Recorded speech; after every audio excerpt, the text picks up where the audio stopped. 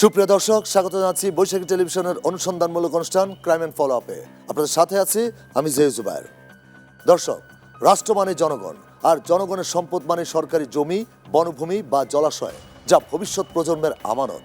কিন্তু উদ্বেগের বিষয় হলো, প্রভাবশালী দখলদার আর সংশ্লিষ্ট দপ্তরের কিছু অসাধু কর্মকর্তার যোগসাজশে দেশের কিছু কিছু জায়গায় এই সম্পদ চলে যাচ্ছে ব্যক্তিগত পকেটে। অহরহ ঘটছে এমন ঘটনা। উচ্ছেদ নোটিশও যেখানে কাজ করে না, সেখানে প্রশ্ন উঠে, আইন কি তবে কেবল সাধারণ মানুষের জন্য?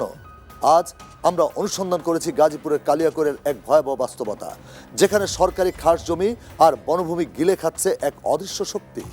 এলাকাবাসীর চোখে এটি যেন এক প্রেতাত্মার রাজত্ব। কে এই প্রভাবশালী? কেন প্রশাসন এখানে নির্বিকার? তাই জানাবো আজকের ক্রাইম অ্যান্ড ফলো আপে। স্টুডেন্ট সংক্রান্ত কোনো কথা বললে আপনি আসেন, সমস্যা নেই। এই ভূমি বিষয়ে তো কথা আমরা বলতে পারবো না।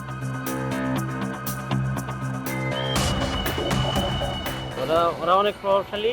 ওরা মনে করেন সরকারি জায়গা থাকলেও হেডা বাড়িঘর করতে পারছে, ওইরকম সিস্টেম করে নিচ্ছে। সরকার আইন করে, কিন্তু আইনের প্রয়োগটা খুবই শিথিল। আইনের প্রয়োগের জন্য যে ধরনের ভূমিকা রাখা দরকার প্রশাসনের, সেই ভূমিকাগুলো নিতে দেখি। আমরা অনুমতি না দিলে কেউ দখল করতে পারবে না, দখল করলে সেটা উচ্ছেদ হবে। আইন এবং বিধি মোতাবেক যে ব্যবস্থা নেওয়া সেটা আমরা গ্রহণ করব। সড়ক জনপদ যে দায়িত্বে যারা আছে, তারা কি এখানে তাদের কোনো ব্যর্থতা আছে? কোনো অবৈধ শক্তি এখানে কাজ করছে?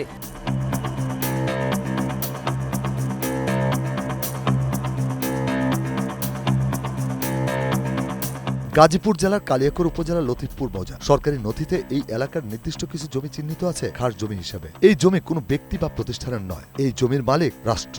অথচ এই জমি সাধারণ মানুষের চলাচল, জলাধার কিংবা জনস্বার্থে ব্যবহারের কথা, কিন্তু বাস্তব চিত্র বলছে ভিন্ন কথা।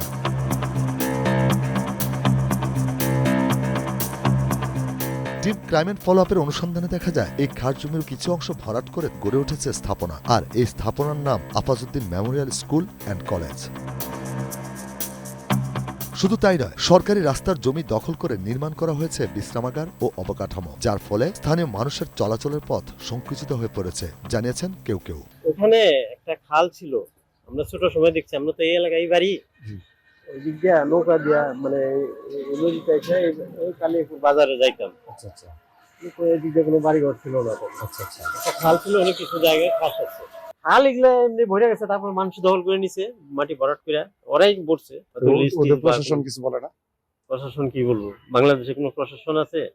বাংলাদেশে যে প্রশাসন, এগুলা কোনো প্রশাসন না, এগুলা হলো যে টাকার প্রশাসন। যার যে প্রভাবশালী, যার টাকা আছে, তারই অনেক কিছু মনে করে। জমিনুদ্দিন সাহেব অনেক পাওয়ারশীল লোক। পাওয়ারশীল না, কালিয়াকৈরের মধ্যে শ্রেষ্ঠ ধনী এরা। যা কয় তাই।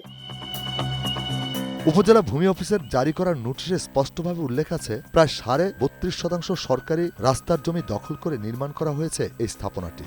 এখানে শেষ নয়, অনুসন্ধানে উঠে আসে এই স্কুলের চেয়ারম্যান জলিল উদ্দিন আহমেদ ও তার ছেলে সোহাগ রহমানের বিরুদ্ধে গুরুতর অভিযোগ। এই এলাকার একটি সরকারি খাস পুকুর, যেখানে এলাকার পানি নিষ্কাশন ও পরিবেশের জন্য গুরুত্বপূর্ণ, সেই পুকুরের কিছু অংশ ভরাট করে তৈরি করা হয়েছে গাড়ি পার্কিং এরিয়া। যদিও জলাশয় ভরাট করা আইনত দণ্ডনীয় অপরাধ, তবুও দিনের আলো এই কাজ হয়েছে বলে অভিযোগ স্থানীয়দের।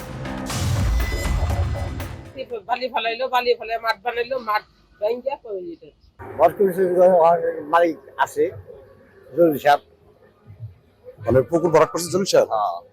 ওইখানে কিসের জন্য ভরাট করছে? ওই যে বাকি করছে।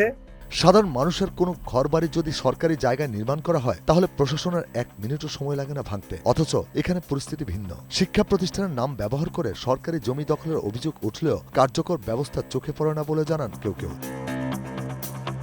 পূর্বে বারবার চেষ্টা করেও তাদের উচ্ছেদ করা সম্ভব হয়নি।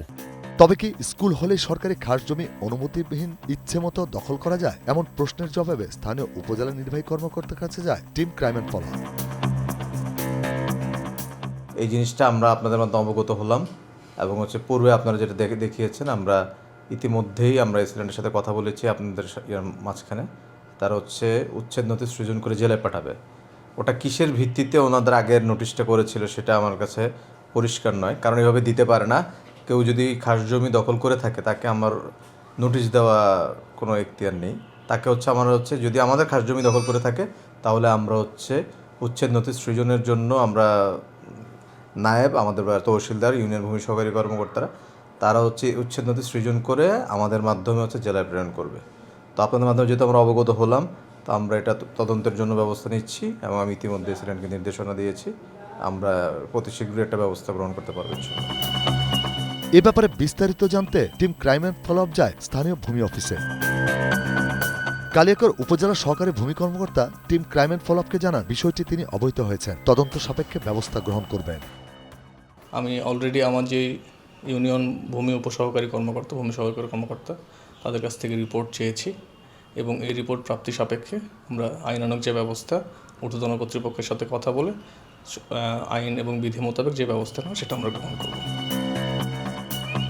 নোটিশ দেওয়ার 6 মাস পেরোলেও কেন তা উচ্ছেদ করা যাচ্ছে না এমন প্রশ্নের জবাবে নাম পরিচয় গোপন রেখে কালিয়াকৈর সদর ইউনিয়ন ভূমি অফিসের একজন জানান পূর্বে বারবার চেষ্টা করেও তাদের উচ্ছেদ করা সম্ভব হয়নি। পূর্বে বারবার চেষ্টা করেও তাদের উচ্ছেদ করা সম্ভব হয়নি। দর্শক, এতক্ষণ দেখছিলেন খাস জমি দখলের চিত্র, কিন্তু এই দখলদারিত্বের সীমানা আরো বহুদূর। বন বিভাগের জমি থেকে শুরু করে সড়ক ও জনপদের জায়গা সবই এখন জলিল আহমেদ ও তার পরিবারের কবজায়। সরকারি জমিতে অবৈধভাবে ট্রাক স্ট্যান্ড, কাঁচা বাজার আর দোকানপাট বসিয়ে তারা প্রতি মাসে হাতিয়ে নিচ্ছেন লাখ লাখ টাকা।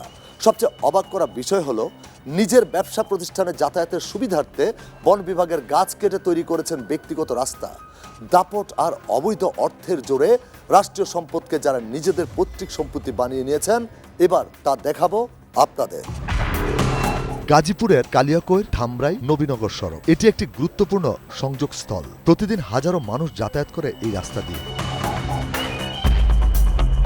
কিন্তু এই সড়কের দুই পাশে কি ঘটছে? অনুসন্ধানে দেখা যায় রাস্তার জায়গা দখল করে গড়ে উঠেছে শত শত দোকানপাট ও বাণিজ্যিক স্থাপনা। এইসব স্থাপনা এবং ট্রাক স্ট্যান্ড থেকে মাসোয়ারা এবং ভাড়া হিসেবে টাকা তুলছেন জলিল আহমেদ ও তার ছেলে সোহাগ রহমান, এমন অভিযোগ তোলেন স্থানীয়রা। এই পাশে এই যে বাজারটা যে মিলে বাজারটা যে আমাদের নতুন করে করছে না, ওই যে কাঁচা বাজার চলছে, এটা করে দিছে জলিল।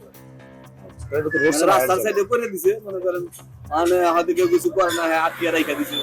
আর যদি সরকার বাজায় হ্যাঁ কিছু করে তখন তো ভেঙে দেন, যেহেতু হ্যাঁ কোনো রেকর্ড নেই। জলিল সাহেবের আছে আর এই সাইড আছে মসজিদ এখনই করে নাই, মার্কেটের পাশ দিয়ে রাস্তা মাস্তা হয়েছে, রাস্তার সাইড দিয়ে দোকানপাট এগুলোর ভাড়াও এই নাই, বহু জায়গায় হ্যাঁ ক্যাপচার করছে। আর অভিযান নোটিশ দিছে কিন্তু অভিযান হয় না। ওই তো ওই পর্যন্ত ওটা ফর্মালিটি, নোটিশ দিছে ওটা ফর্মালিটি, কিন্তু এই দিক দিয়ে দেন গা কয় কোটি টাকা খায় হয়েছে, এত টাকার অভাব নাই। 2025 সালের এপ্রিলে সড়ক ও জনপদের পক্ষ থেকে জলিল উদ্দিন ও সোহাগ রহমানের অবৈধ স্থাপনা সরিয়ে নেয়ার নোটিশ জারি করা হয়। 30 এপ্রিল উচ্ছেদ অভিযান পরিচালনার ঘোষণা দেয় সড়ক ও জনপদ বিভাগ। কিন্তু বছর শেষ হয়ে নতুন বছর আসলেও দেখা মেলেনি কোনো উচ্ছেদ অভিযানে। কেন থেমে গেল রাষ্ট্রীয় সিদ্ধান্ত, এমন প্রশ্ন তোলেন কেউ কেউ। সড়ক জনপদ যে দায়িত্বে যারা আছে তারা কি এখানে কোনো তাদের কোনো ব্যর্থতা আছে, তাদের কোনো গাফিলতি আছে? আমি বুঝতেছি না তারা কেন এই জিনিসগুলোকে রিমুভ করতেছে না।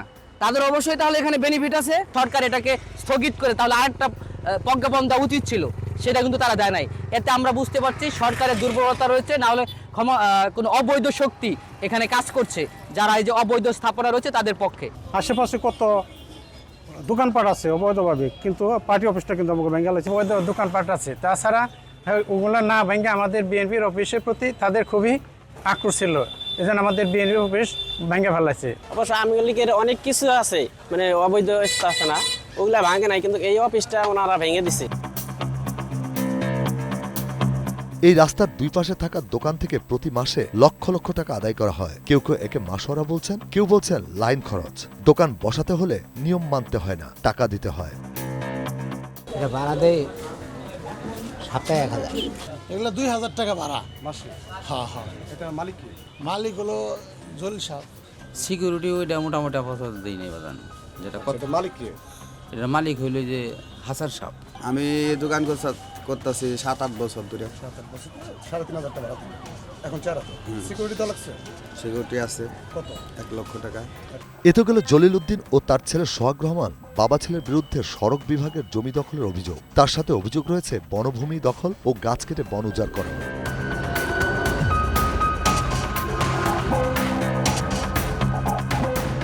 কালিয়াকৈর উপজেলার কালামপুর চন্দ্রাভিট এলাকা। সরকারি নথিতে এটি বনভূমি হিসেবে চিহ্নিত। বন মানে শুধু গাছ নয়, এটা ভবিষ্যৎ প্রজন্মের অক্সিজেন। কিন্তু অনুসন্ধানে দেখা যায় এই বনভূমির ভেতরেই কাটা হয়েছে গাছ।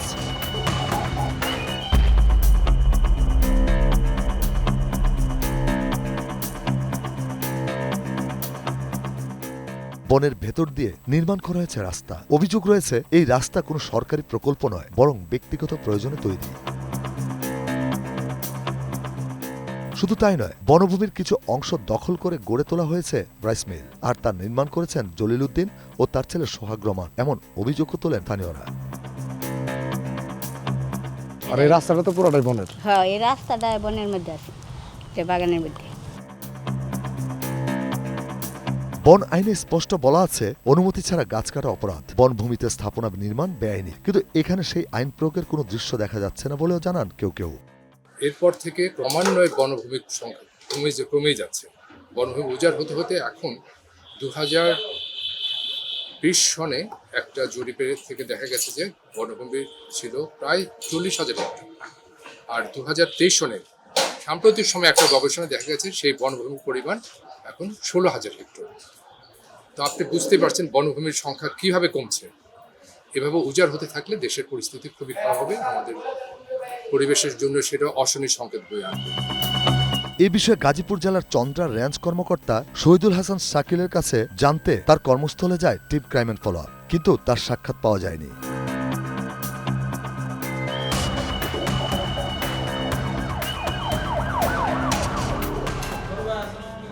নাই রেঞ্জ কর্মকর্তা নাই, হ্যাঁ ভিড অফিসার আছে।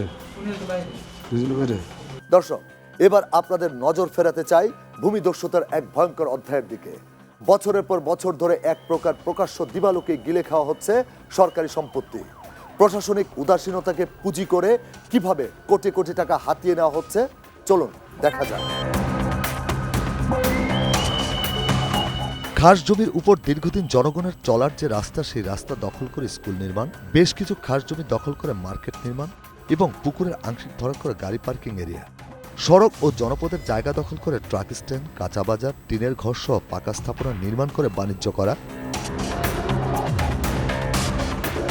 এছাড়াও ব্যক্তিগত বাণিজ্যিক প্রতিষ্ঠানে যাতায়াতের জন্য বনের গাছ কেটে রাস্তা নির্মাণ করা, বন বিভাগের ডিমার্কেশন ছাড়াই বাণিজ্যিক প্রতিষ্ঠান নির্মাণ। এত সব অভিযোগ যাদের বিরুদ্ধে, তাদের সাথে যোগাযোগের চেষ্টা করে team crime and follow up. শুরুতেই এই স্কুলের চেয়ারম্যান জলিল উদ্দিন আহমেদ এবং তার ছেলে স্কুলের পরিচালক সোহাগ রহমানের সাথে যোগাযোগ করতে তাদের শিক্ষা প্রতিষ্ঠানে যায় team crime and follow up, কিন্তু শুরুতেই বাধার মুখে পড়ে নিরাপত্তা কর্মীর কাছে। না, দোকান যাবো না, আমাদের গাড়ি দোকান নিষেধ, বাইরের গাড়ি দোকান নিষেধ। তারপর দীর্ঘক্ষণ অপেক্ষার পর ভিতরে প্রবেশের অনুমতি মিললেও যাদের বিরুদ্ধে অভিযোগ তাদের দেখা মেলেনি। এমনকি এ ব্যাপারে কথা বলার মতো দায়িত্বশীল কাউকে পাওয়া যায়নি। পরে স্কুলের চেয়ারম্যান জলিল উদ্দিনের সাথে মুঠোফোনে যোগাযোগের চেষ্টা করে team crime and follow up. আমি আপনার এই যে ওই যে আফাসউদ্দিন মেমোরিয়াল স্কুল অ্যান্ড কলেজ। হ্যাঁ বলেন, আপনি আমার সাথে বলেন। আচ্ছা, এই যে আপনারা যে ভূমির জমি দখল করে যে দুটা ভবন করেছেন এবং আপনাদেরকে যে নোটিশ দিয়েছে, ওই বিষয় নিয়ে একটু কথা বলতে আসছিলাম। ওগুলা আমরা বন্দোবস্তের জন্য অ্যাপ্লিকেশন করছি আমরা, প্রক্রিয়া দিন। না, প্রক্রিয়ার দিন তো সে এখন, কিন্তু আপনি তো বহু বছর ধরে এটাকে দখল করে রাখছেন। পরে তার ছেলে অত্র স্কুলের পরিচালক সোহাগ রহমানের সাথে যোগাযোগ করা হলে শিক্ষা প্রতিষ্ঠানের নামে সরকারি জমি দখল কিংবা অন্যান্য দখলদারিত্বের বিষয়ে তিনি কোনো কথা বলবেন না বলে সাফ জানিয়ে দেন টিম ক্রাইম অ্যান্ড ফলো আপকে। এখানে প্রিন্সিপাল ভাইস প্রিন্সিপাল কেউ তো এই বিষয়ে কথা বলবে না, এটা তো আমাদের প্রাতিষ্ঠানিকের ভিতরেও না, ঠিক না? আচ্ছা আচ্ছা আচ্ছা, স্টুডেন্ট সংক্রান্ত কোনো কথা বললে আপনি আসেন, সমস্যা নেই। এই ভূমি বিষয়ে তো কথা আমরা বলতে পারবো না।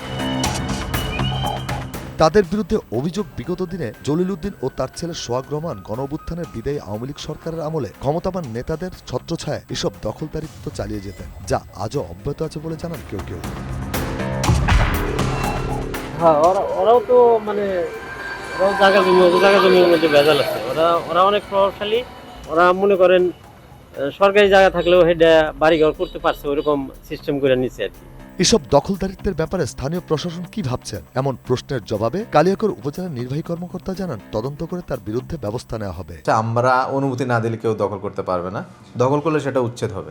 এটা হচ্ছে মানে আমাদের যে ইউনিয়ন ভূমি সহকারী কর্মকর্তা এরকম যদি কেউ যদি দখল করে, সেটা প্রাথমিকভাবে হচ্ছে মৌখিকভাবে সরানোর নির্দেশনা যদি না মানে, তাহলে আমরা যদি কোনো স্থাপনা তৈরি করে ফেলে, সে উচ্ছেদ নথি সৃজন করে জেলা প্রশাসকের কাছে পাঠায়। জেলা প্রশাসক একজন ম্যাজিস্ট্রেট নিয়োগ করে হচ্ছে এইটা উচ্ছেদ করার জন্য প্রয়োজনীয় ব্যবস্থা নিয়ে হচ্ছে ভেঙে ফেলবে। সড়ক ও জনপদের জায়গা উদ্ধারের ব্যাপারে জেলা সড়ক ও জনপদের স্থানীয় কার্যালয়ে যায় team crime and follow up.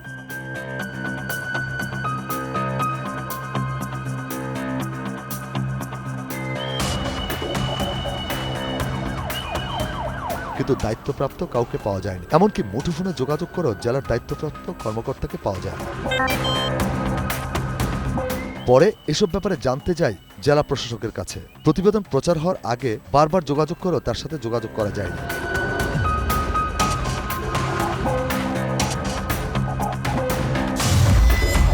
এই ব্যাপারে জানতে চাই পরিবেশবিদদের কাছে। সমৃদ্ধ ছিল শুধু বনভূমিতে না, সমৃদ্ধ ছিল জলভূমিতেও। গাজীপুরের 10টি নদী আছে, বিল আছে, জলাধার আছে, সেগুলো হারিয়ে যাচ্ছে, সেগুলো প্রভাবশালী দখলে চলে যাচ্ছে। এই জন্য এখনই সময় বনভূমি বলেন, খাসপুকুর বলেন, জলাধার বলেন, তারপরে গিয়ে খাস জমি বলেন, সেগুলোকে রক্ষা করার এখনই সময়। সরকার আইন করে, কিন্তু আইনের প্রয়োগটা খুবই শিথিল। আইনের প্রয়োগের জন্য যে ধরনের ভূমিকা রাখা দরকার প্রশাসনের, সেই ভূমিকাগুলো নিতে দেখি না। এতে করে যারা বনভূমি দখল করছে, যারা খাস পুকুর দখল করছে বা জলাধার দখল করছে, তারা বেপরোয়া হয়ে উঠছে। এদেরকে যদি ঠেকানো না যায়, পরিবেশের জন্য সেটা একেবারে বিরূপ প্রতিক্রিয়া বয়ে আনবে, যা আমাদের ভবিষ্যতের জন্য খুবই খারাপ নজির সৃষ্টি হবে।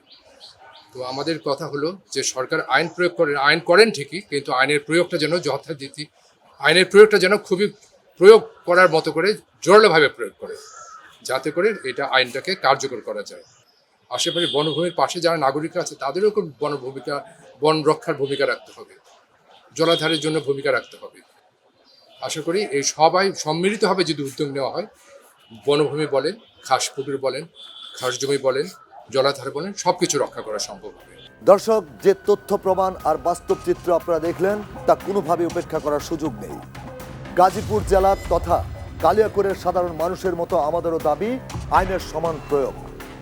জনস্বার্থে সরকারি জমি ও বনভূমি উদ্ধারে প্রশাসন দ্রুত কঠোর পদক্ষেপ নেবে, এমনটাই প্রত্যাশা আমাদের। আজ আমরা এই দখলদারিত্বের কেবল আংশিক চিত্র তুলে ধরেছি। আমাদের অনুসন্ধান এখনো চলমান।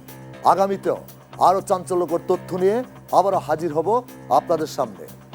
আপনার চারপাশে ঘটে যাওয়া সমাজের নানা অসঙ্গতি, অনিয়ম, অপরাধ, দুর্নীতির সঠিক চিত্র তুলে ধরবে ক্রাইম অ্যান্ড ফলো আপ। এরকম কিছু দেখলে বা জানা থাকলে যোগাযোগ করুন স্ক্রিনে দেওয়া এই নম্বরে। ইমেলও করতে পারেন এই ঠিকানায়। আজ বিদায় নিচ্ছি, তবে ফিরে আসবো আগামী পর্বে। সে পর্যন্ত ভালো থাকুন, সুস্থ থাকুন, আর মনে রাখবেন, অসঙ্গতি যেখানে, ক্রাইম অ্যান্ড ফলো আপ সেখানে।